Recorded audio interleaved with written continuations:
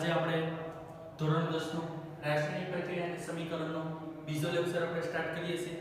પહેલા લેક્ચરમાં આપણે રાસાયણિક પ્રક્રિયા વિશે ત્રણ પ્રવૃત્તિ કરી હતી પ્રેક્ટિકલની મદદથી। ઝિંક ધાતુનું પટ્ટી વડે દહન કર્યું હતું, લેડ નાઇટ્રેટ અને પોટેશિયમ આયોડાઇડ વચ્ચે પીળા અવક્ષેપ જોયા હતા। ત્રીજું હતું હાઇડ્રોજન વાયુ કઈ રીતે ઉત્પન્ન થાય, ઝિંક ધાતુ અને સલ્ફ્યુરિક એસિડ વચ્ચે પ્રક્રિયા થતી હતી, ઉષ્માક્ષેપક પ્રક્રિયા હતી, પ્લાસ્ટિકના બીકરને તમે કાચના બીકરને તમે સ્પર્શ કરતા હતા તો બીકર સે ગરમ થતું હતું। આ ત્રણ પ્રવૃત્તિ જોઈ। રાસાયણિક પ્રક્રિયા સંતુલન કઈ રીતે કરવું તેનો આગલા લેક્ચરમાં, જો આગલો લેક્ચર ન જોયો હોય તો પહેલા આગલો લેક્ચર જોઈ લેજો, કેમ કે ચારે ચાર પ્રવૃત્તિ તેમાં વ્યવસ્થિત સમજાવેલી છે। આજે આપણે સંયોગીકરણ પ્રક્રિયા એટલે શું, સંયોગીકરણ પ્રક્રિયા છે એનો અર્થ સંયોગીકરણ એટલે ભેગું કરવું। એક પ્રવૃત્તિ દઉં છું, એક બીકર, हम एक बीकर લઈ લીધું છે, કોઈ પણ કાચ પ્લાસ્ટિક કોઈ પણ બીકર લઈ લીધું છે। આમાં એક થોડો કેલ્શિયમ ઓક્સાઇડ, અમે થોડો પદાર્થ લઈ લીધો છે, એ બીકરમાં પાણી છે સાથે સાથે,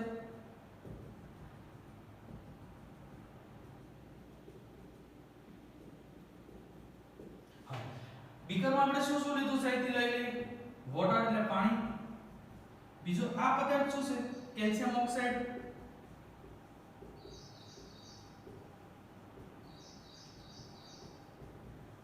હવે એક તમે બીકર લેશો, તેમાં પાણી નાખશો, એમાં કેલ્શિયમ ઓક્સાઇડનો જેવો પાવડર મિક્સ કરશો એટલે કેલ્શિયમ ઓક્સાઇડ અને પાણી વચ્ચે પ્રક્રિયા થઈ અને કેલ્શિયમ હાઇડ્રોક્સાઇડ ને આપણે ગુજરાતીમાં શું કહીશું, ફોડેલો ચૂનો, ઈ બનશે। આ પ્રક્રિયાને દરમિયાન જો કાચનું બીકર અથવા પ્લાસ્ટિકના બીકરને તમે સ્પર્શ કરશો એટલે કાચનું બીકર હોય કે પ્લાસ્ટિકનું બીકર હોય એ સહેજ ગરમ થશે, એનો મતલબ એમ થયો કે ઉષ્મા ઉત્પન્ન થાય છે। તો સંયોગીકરણની હવે હું વ્યાખ્યા દઉં છું। સંયોગીકરણની વ્યાખ્યા એટલે શું, બે કે તેથી વધારે પદાર્થો, કઈ પદાર્થો ભેગા થયા છે, સિમ્પલ વ્યાખ્યા છે, ગોખવાની જરૂર નથી। બે પદાર્થો ભેગા કર્યા છે આપણે, હા, તો કેલ્શિયમ ઓક્સાઇડ અને પાણી, આ બંને પદાર્થોને ભેગા કરતા જે પદાર્થ બને એને શું કહેવામાં આવશે, સંયોગીકરણની પ્રક્રિયા કહેવામાં આવે છે। સિમ્પલ ડેફિનેશન યાદ રહેશે। તો શું આપણે હવે રાસાયણિક સમીકરણ લખીએ, વ્યાખ્યા, રાસાયણિક સમીકરણ આપણે શું લીધું છે, આમાં એક કેલ્શિયમ ઓક્સાઇડ લીધો છે, બીજું શું લીધું છે, પાણી, તો અહીં હું લખીશ કેલ્શિયમ ઓક્સાઇડ અને અહીં હું લઈશ પાણી। કેલ્શિયમ ઓક્સાઇડ નું સૂત્ર છે Ca એટલે કેલ્શિયમ, O એટલે ઓક્સિજન, કેલ્શિયમ ઓક્સાઇડ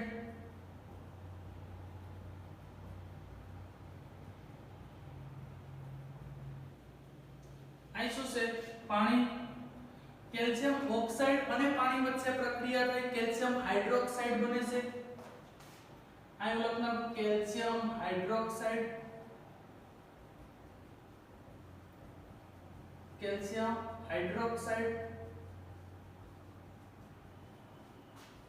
મિત્રો હાઉ ઈઝી છે સંયોગીકરણની વ્યાખ્યા, કોઈ પણ બે અથવા બે કરતા વધારે પદાર્થો ભેગા થાય અને કોઈ એક પદાર્થ બનતો હોય તેને સંયોગીકરણ એટલે ભેગું થાય તો કેલ્શિયમ હાઇડ્રોક્સાઇડ બને છે। અને સાથે સાથે મેં વાત કરી હતી કે પાત્રને તમે અડશો તો પાત્ર સહેજ ગરમ થશે, એનો મતલબ એમ છે કે ઉષ્માક્ષેપક પ્રક્રિયા છે, તો સાથે સાથે મારે લખવું પડે પ્લસ ઉષ્મા, એનો મતલબ થાય ઉષ્મા ઉત્પન્ન થાય છે। તો બીજું ઉદાહરણ દે, કદાચ આ રિએક્શન તમને યાદ ન રહે તો બીજી હાવ ઈઝી રિએક્શન નીચે લખું છું। આપણે તો કાર્બન ઓક્સિજન, આ શું છે કાર્બન, આને શું કહેવાય ઓક્સિજન, કાર્બન અને ઓક્સિજન એકબીજા સાથે ભેગા થાય તો શું બને છે કાર્બન ડાયોક્સાઇડ। તો એ પણ આપણે સંયોગીકરણમાં લઈ શકીએ, કારણ કે બે અથવા બે કરતા વધારે પદાર્થો ભેગા થયા છે, જ્યારે બે અથવા બે કરતા વધારે પદાર્થો ભેગા થઈને એક જ સંયોજન બનતું હોય તો તેને શું કહેવામાં આવે છે, સંયોગીકરણ પ્રક્રિયા કહેવામાં આવે છે। તો અહીં શું બનશે CO2, તો આને શું લખશું કાર્બન ડાયોક્સાઇડ, કાર્બન ડાયોક્સાઇડ। કોઈ પણ આપણે એક જ રિએક્શન યાદ રાખવાની છે, પહેલા વર્ણન થોડુંક લખવાનું છે, વ્યાખ્યા, આકૃતિ અને કોઈ પણ એક રિએક્શન। ત્રીજી રિએક્શન એ બોલું છું, પાણીની બનાવટમાં તમને ખ્યાલ હશે, પાણી એટલે શું, H2 અને O2. પાણીની બનાવટ લખશું 2H2 O2. 2H2 એટલે હાઇડ્રોજનના કેટલા મોલ લીધા છે મેં? 4 મોલ લીધા છે. તો હાઇડ્રોજન અહીં શું છે? ઓક્સિજન. હાઇડ્રોજન અને ઓક્સિજન એકબીજા સાથે સંયોજાય એટલે શું બનાવે છે? પાણી બનાવે છે. 2H2O અને શું કહેશું? પાણી. બંને બાજુ પ્રક્રિયકોના પરમાણુની સંખ્યા અને નિપજોના પરમાણુની સંખ્યા હંમેશા સરખી હશે. Hydrogen 4 oxygen 2 oxygen 2. તો જ્યારે પ્રક્રિયકોના પરમાણુ અને નિપજોના પરમાણુ સરખા હોય તો આપણે કહી શકીએ કે પ્રક્રિયા સંતુલનમાં છે. તો વિસ્થાપન પ્રક્રિયા લગભગ તમને સમજાઈ ગઈ હશે. સિમ્પલ ડેફિનેશન, બે અથવા બે કરતા વધારે પદાર્થો એકબીજા સાથે ભેગા થાય અને એક જ સંયોજનમાં બનતા હોય, બે ભેગા થઈને એક જ સંયોજનમાં બનતા હોય તો તેને સંયોગીકરણ પ્રક્રિયા કહેવામાં આવે છે. સંયોગીકરણ પ્રક્રિયા દરમિયાન ઉષ્મા ઉત્પન્ન થતી હોવાથી આ પ્રક્રિયાને ઉષ્માક્ષેપણ પણ કહેવામાં આવે છે. કોઈ પણ મેં 3 રાસાયણિક પ્રક્રિયા લખી છે, 3 માંથી કોઈ પણ એક રાસાયણિક પ્રક્રિયા તમારે યાદ રાખવાની છે. નેક્સ્ટ જોઈએ બીજી.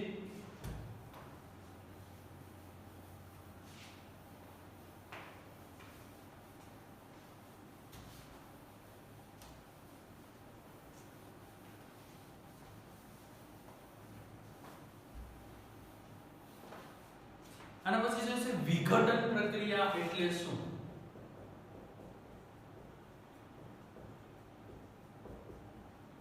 વિઘટન પ્રક્રિયા એટલે શું? તો હવે આપણે સંયોગીકરણની પ્રક્રિયા સારી રીતે સમજી ગયા કે બે કરતા વધારે પદાર્થો ભેગા થાય અને એક જ સંયોજન બનતું હોય તો સંયોગીકરણ કહેવાય. હવે આનાથી ઉલટું જઈએ આપણે. એક જ સંયોજનનું વિઘટન એટલે અલગ પડવું, ભાગ પડવું, ભાગલા પડવા. વિઘટન તો એક જ પદાર્થમાંથી બે અથવા બે કરતા વધારે પદાર્થ બનતા હોય તો તેને વિઘટન કહેવાય. સંયોગીકરણમાં અને વિઘટન એકબીજાની રિવર્સ પ્રક્રિયા છે. સંયોગીકરણમાં બે ભેગા થઈ અને એક સંયોજન બનતું તો વિઘટનમાં એક જ સંયોજનમાંથી બે સંયોજન અથવા બે કરતા વધારે સંયોજન બને છે. તેને શું કહેવામાં આવશે? વિઘટન પ્રક્રિયા કહેવામાં આવે છે. તો વિઘટન પ્રક્રિયાનું એક ઉદાહરણ દઉં છું. આકૃતિ ખાલી સિમ્પલ સમજાવવા માટે આકૃતિ દોરું છું. તો આ એક મીણબત્તી લઈ લો છું.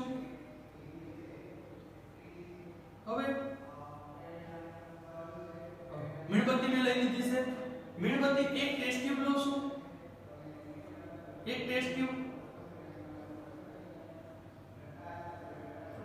આ ટેસ્ટ ટ્યુબમાં થોડો ફેરસ સલ્ફેટ મૂકી દઉં છું.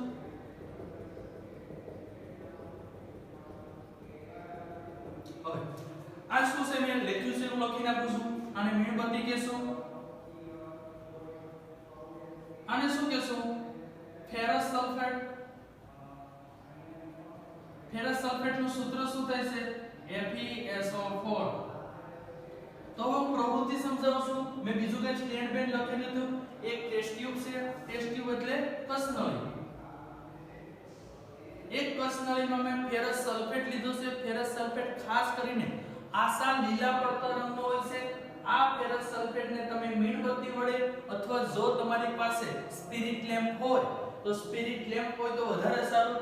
સ્પિરિટ લેમ્પ વડે ગરમ કરતા નકર મીણબત્તી વડે તમે ગરમ કરશો તો ખાસ કરીને મીણબત્તીની મેસ વડે ટેસ્ટ ટ્યુબ છે એ સેસ કાળી થઈ જશે તો તમને રંગ પારખી શકશો નહીં. જો સ્પિરિટ લેમ્પ હશે તો મીણબત્તી છે કાળી થશે નહીં કારણ કે એમાં કાર્બન ડાયોક્સાઇડનું પ્રમાણ હોતું નથી. તો જ્યારે તમે સ્પિરિટ લેમ્પ વડે ટેસ્ટ ટ્યુબને ગરમ કરશો, ટેસ્ટ ટ્યુબમાં શું છે? Ferrous sulphate. તો ફેરસ સલ્ફેટ ખાસ કરીને લીલા રંગનો હોય છે. જ્યારે તમે તેને ગરમ કરશો એટલે લીલો રંગ દૂર થઈ જશે અને કાળો સેજ રાખોડી રંગ, આપણે રાખ કેવી હોય છે એવા રંગમાં પરિવર્તન પામે છે. તો કાળો રાખોડી રંગ કેનો હોય છે? ફેરિક ઓક્સાઇડ નો હોય છે. કેનો હોય છે? Ferric oxide. સાથે સાથે થોડીક સ્મેલ આવશે. ઉપર એક વાયુ ઉદ્ભવતો હોય. આ જો તમે નાક રાખી અને સૂંઘવાનો પ્રયત્ન કરો તો તમે ગુંગળામણ કેવો આપણે ક્યારેક ગુંગળામણની વાસ આવતી હોય, એસિડ નાખીને ગુંગળામણની વાસ આવતી હોય, એવી એસિડની વાસ આવે છે અને તરત જ આપણે ઉધરસ છે આંખમાંથી પાણી પડવાનું શરૂ થઈ જશે. તો એનો મતલબ એમ થાય છે કે સલ્ફર ડાયોક્સાઇડ અને સલ્ફર ટ્રાયોક્સાઇડ જેવા ઝેરી વાયુ ઉદ્ભવે છે. રાસાયણિક પ્રક્રિયા સમજીએ એટલે વધારે ખબર પડે છે. આમાં મેં ખાલી એમ કર્યું છે એક સ્પિરિટ લેમ્પ વડે મીણબત્તીને ગરમ કર્યું છે. મીણબત્તી અથવા સ્પિરિટ લેમ્પ વડે ટેસ્ટ ટ્યુબને ગરમ કર્યું છે. ટેસ્ટ ટ્યુબમાં ફેરસ સલ્ફેટ છે. ફેરસ સલ્ફેટ લીલા રંગનો છે. તેને ગરમ કરશો એટલે રાખોડી રંગમાં પરિવર્તન થશે અને સાથે સાથે વાયુ ઉદ્ભવશે. SO2 અને SO3 જેવા વાયુઓ ઉદ્ભવશે. હવે રાસાયણિક સમીકરણ આપણે જોઈએ. રાસાયણિક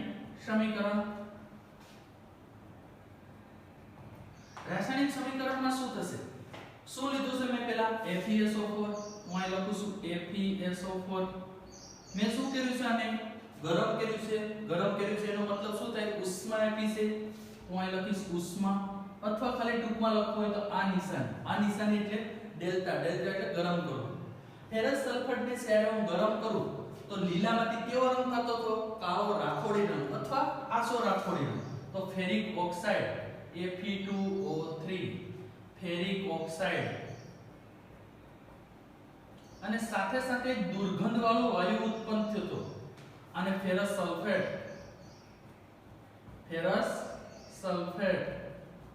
અને સાથે સાથે વાયુ ઉત્પન્ન થયો હતો સલ્ફર ડાયોક્સાઇડ અને સલ્ફર ટ્રાયોક્સાઇડ SO2 અને SO3. SO2 ને શું કહેશે? Sulphur dioxide. 2 એટલે ડાયોક્સાઇડ, 3 એટલે સલ્ફર ટ્રાયોક્સાઇડ. Sulphur dioxide. હવે આ પ્રક્રિયા થઈ ગઈ છે. પ્રક્રિયા સંતુલનમાં છે કે નહીં ચેક કર. ચેક કરી લે. Fe કેટલા છે? 1. અહીં Fe 2 છે. એનો મતલબ અહીં Fe કેટલા કરવા પડશે? 2. હાલો Fe થઈ ગયા છે. સલ્ફર કેટલા છે? 2. સલ્ફર કેટલા છે? 2. ઓક્સિજન ગણી લઉં છું. 2 અને 3 5 અને 3 8 ઓક્સિજન છે. અહીં પણ 4 2 8. રાસાયણિક પ્રક્રિયા સંતુલન થઈ ગઈ છે. હજી એકવાર જોઈ લેજો. Fe કેટલા છે? 2 Fe. સલ્ફર કેટલા છે? 2. સલ્ફર 1 અને 2. ઓક્સિજન કેટલા છે? 3 2 5 અને 3 8. તો 2 ચોખ્ખું 8 ઓક્સિજન. પ્રક્રિયા સંતુલન થઈ. કદાચ આ પ્રક્રિયા યાદ ન રહે તો આડી તમને સિમ્પલ એક બીજી વિઘટનની પ્રક્રિયા દઉં છું. વિઘટનની બીજી પ્રક્રિયા કેલ્શિયમ કાર્બોનેટ. હવે જ્યારે કેલ્શિયમ કાર્બોનેટને તમે ગરમ કરવામાં આવો તો કેલ્શિયમ કાર્બોનેટ એટલે ફોડેલા સોના. Calcium carbonate. કેલ્શિયમ કાર્બોનેટનું આખું ગુજરાતી નામ છે ફોડેલો સોનો. આને જ્યારે તમે ગરમ કરો તો પાણી છે ઉડી જશે. પાણી શું થઈ જશે? ઉડી જશે. સંયોગીકરણમાં આપણે લીધું થી નથી, ઉલટી રિએક્શન લઈ લેશે.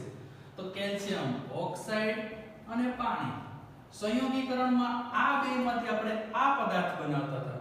વિઘટનમાં આ પદાર્થમાંથી આ બંને પદાર્થ બનાવીએ છીએ. CaO એટલે કેલ્શિયમ ઓક્સાઇડ. હજી એક રિએક્શન લઈ લો છો. કોઈ એક રિએક્શન યાદ રાખવાની છે. સાથે સાથે બીજી એક reaction carbon dioxide. Carbon dioxide લઈ લો છો.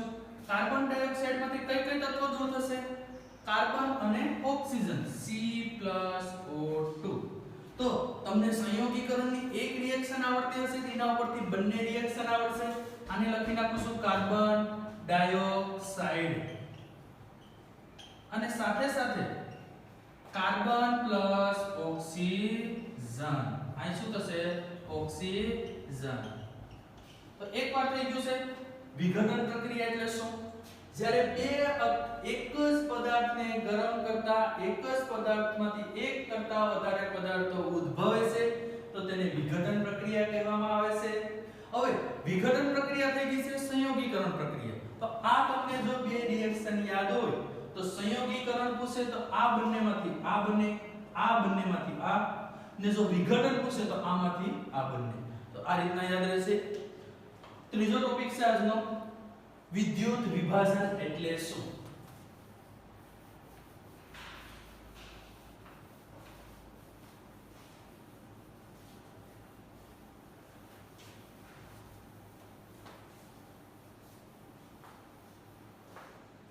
પાણીનું વિદ્યુત વિભાજન સમજાવો.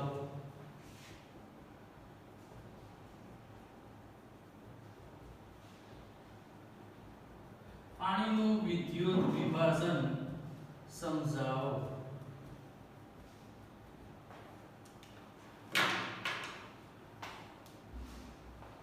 હવે પેલો પ્રશ્ન એમ થાય પાણીનું વિદ્યુત વિભાજન સમજાવે છે. પાણીમાં શું હોય છે? એક હાઇડ્રોજન હોય છે અને ઓક્સિજન હોય છે, પણ માત્રા બંનેની અલગ અલગ હોય છે.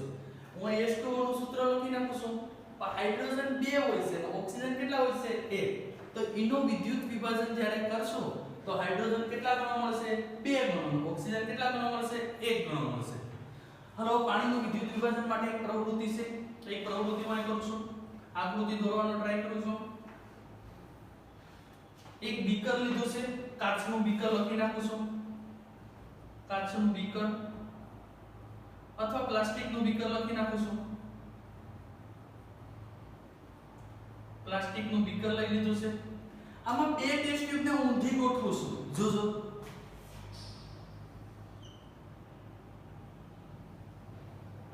આ બે ટેસ્ટ ટ્યુબને મેં ઊંધી ગોઠવી નાખી છે. આ બે ટેસ્ટ ટ્યુબને ઊંધી ગોઠવી નાખી છે. આમાં ગ્રેફાઇટ ધાતુના બે ટુકડા રાખી દે. એક ટુકડાને એનોડ સાથે જોડશું અને બીજા ટુકડાને કેથોડ સાથે જોડશું. એનોડ હંમેશા પ્લસ હશે, કેથોડ હંમેશા કેવો હશે? માઈનસ હશે. આ એક ગ્રેફાઇટના ટુકડા લઈ લઉં છું.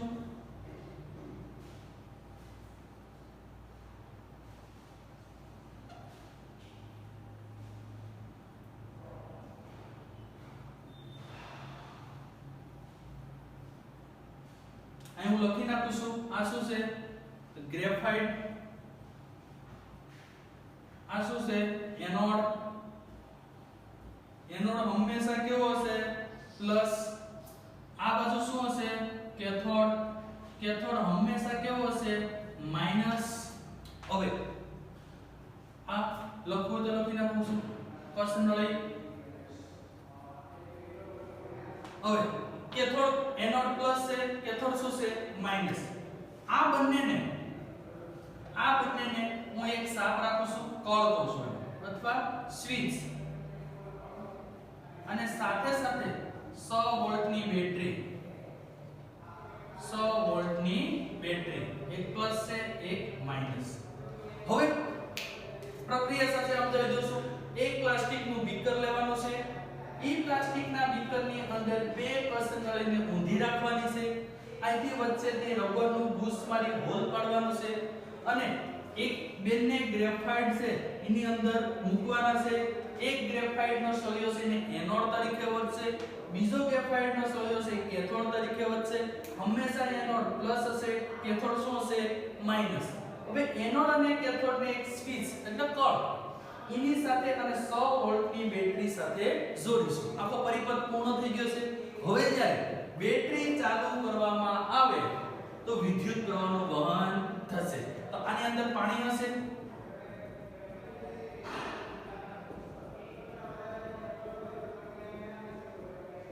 હવે પાણીનું જ્યારે વિદ્યુત વિભાજન થશે, એટલે હાઇડ્રોજન અને ઓક્સિજન મેં તમને વાત કરી હતી.